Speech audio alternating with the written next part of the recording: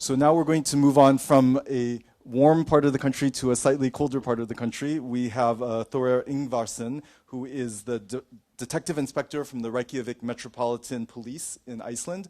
I know that in New York City, they recently launched a social media campaign, and then what happened, they considered it not to be so successful because people actually told them what they thought of them. So Ingvar is going to talk about what the social media strategy has been for the Reykjavik police. Thank you.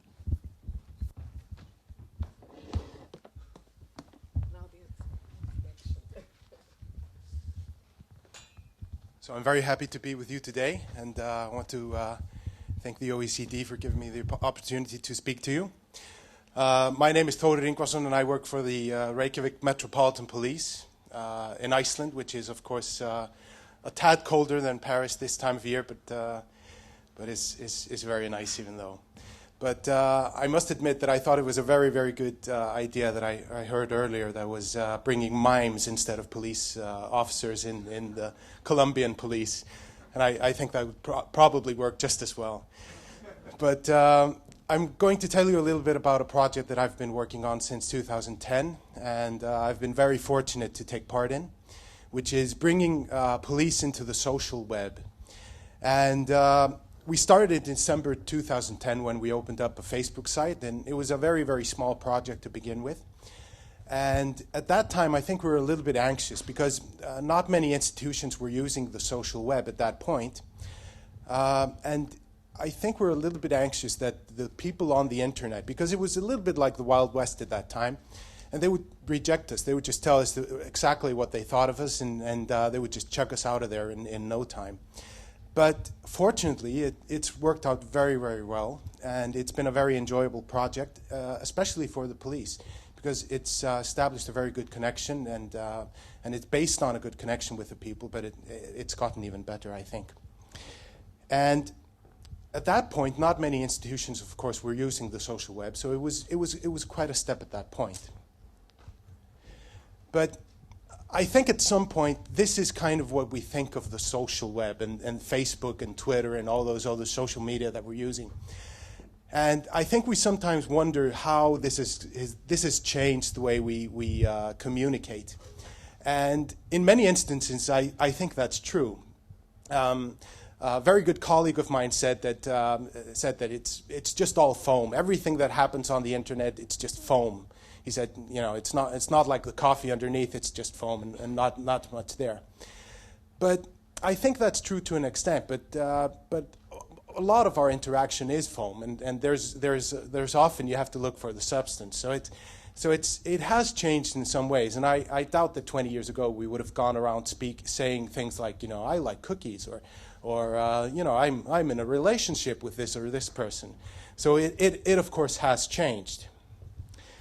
But I think one of the most important things is realizing that the social web is based on the conversation, and that is one of the most important things. And I will speak on this on a number of occasions.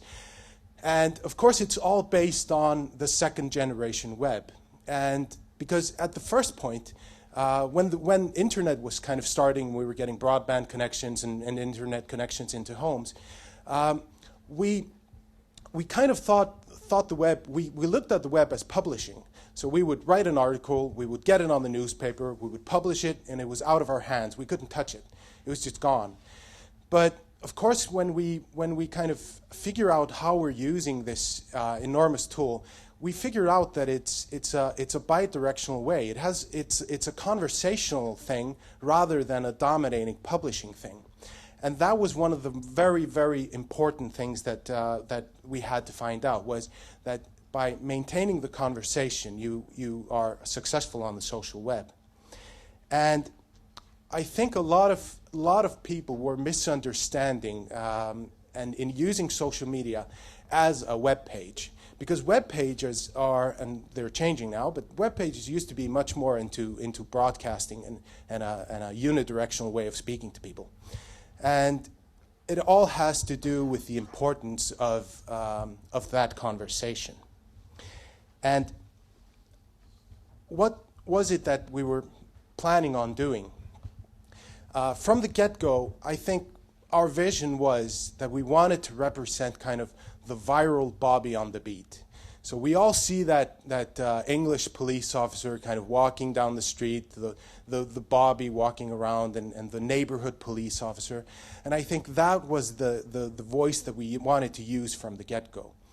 And this voice was very, very important.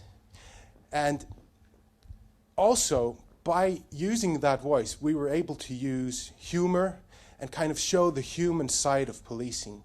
Because everything in policing revolves around human interaction and dealing with people and their problems.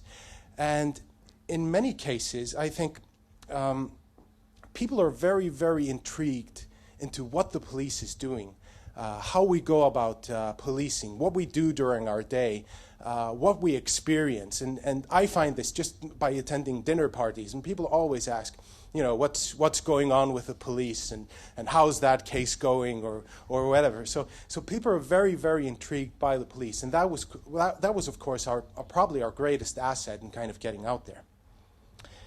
But also, what is very important is that we're using social media to get the point across that we're all just people trying to take care of people.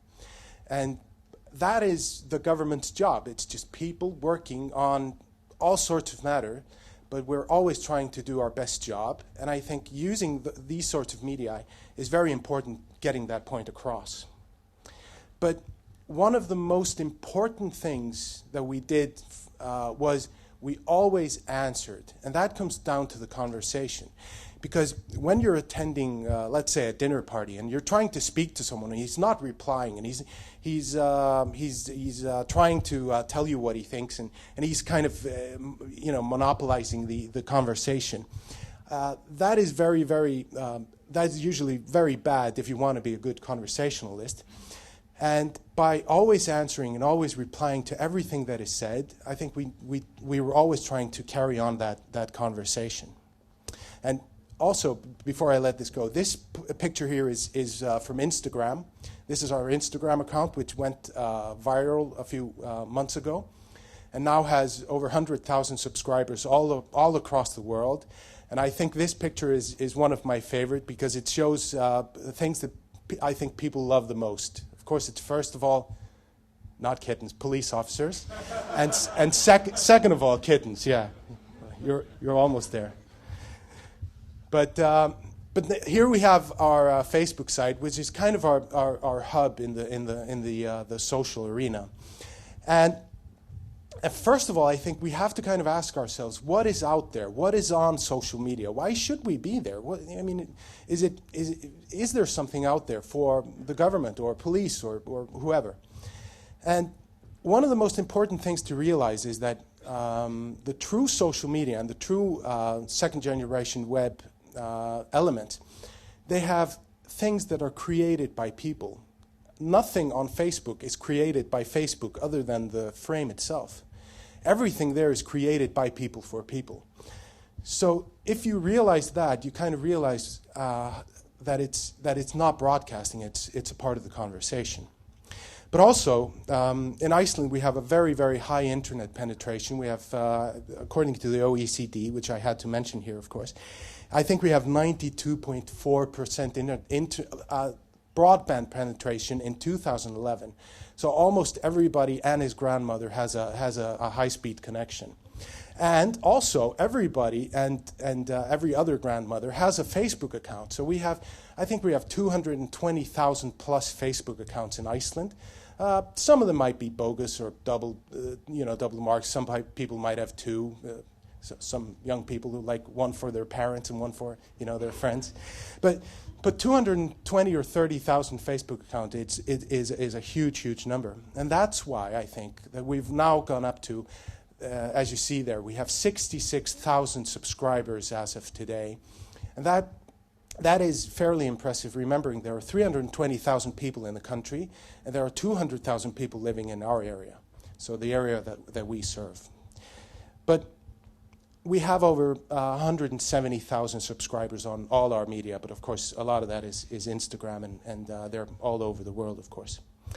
But what was very, very important from the get-go, and I think this was something that was an organizational aspect, is that we always take all conversations started on social media, and we try to put them into pre-existing channels as soon as it's possible. So not creating the Facebook cop or the Facebook cop department or the social media cop department, nothing like that. So we always try to take and stuff it into a pre-existing channel as soon as possible. So if somebody comes sends us a personal message asking, let's say if he can press charges on a certain matter, we'll always say, you have to come down to the police station that hour, you have to speak to a detective and go over the case with him. And that thereby always taking it into a channel that was pre-existing and very, very, very well founded. Also, which is a personal favorite of mine, is that what you see up there, the top post, which only I think 4 people in the auditorium can read, is of course in Icelandic, and it says, today, Friday, the RMP, Reykjavik Metropolitan Police, will be performing speed enforcement with an unmarked car by the South Road, since the weekend traffic is starting. And then it's a hashtag be safe, and then a hashtag hopefully no fines. Because what people don't realize a lot of the times is we don't like fining people, mainly because it's a lot of work. We're government workers.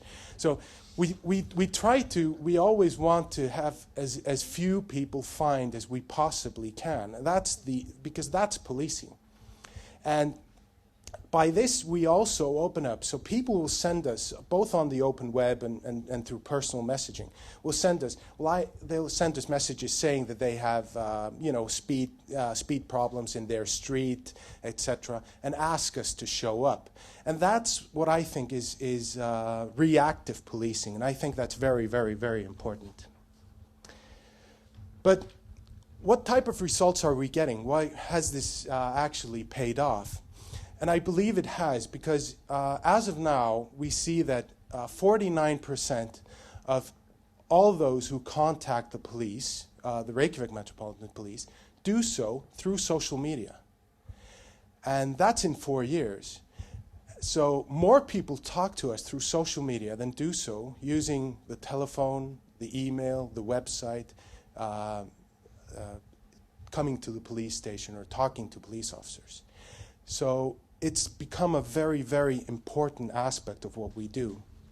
But some of the problems, I think, if I could tell you a little bit about that, I think our biggest problem from the get-go was, of course, in the middle management. Because speaking on behalf of an organization as large as the police, you will always have problems coming from various heads of departments.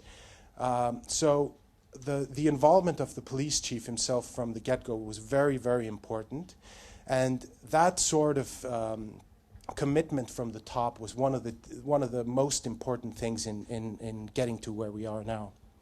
And I think after seeing this, my belief is that in social media we are getting the tool to maintain a conversation that we've been too busy to have for a very, very long time, but was always a need for. So in the previous years, we had more people, we had more time to kind of speak to people and get their worries and get their feedback.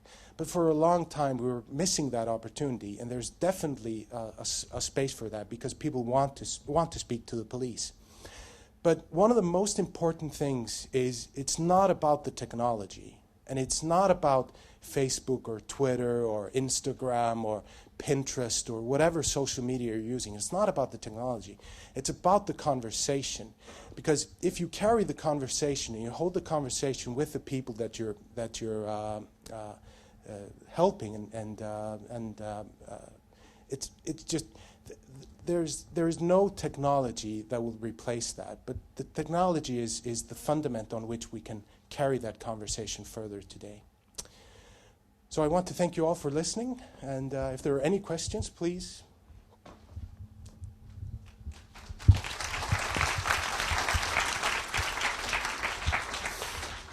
Thank you, Thorir. Do we have questions? This is, yes, over here on the right. Can we bring a microphone down? This on the right-hand side.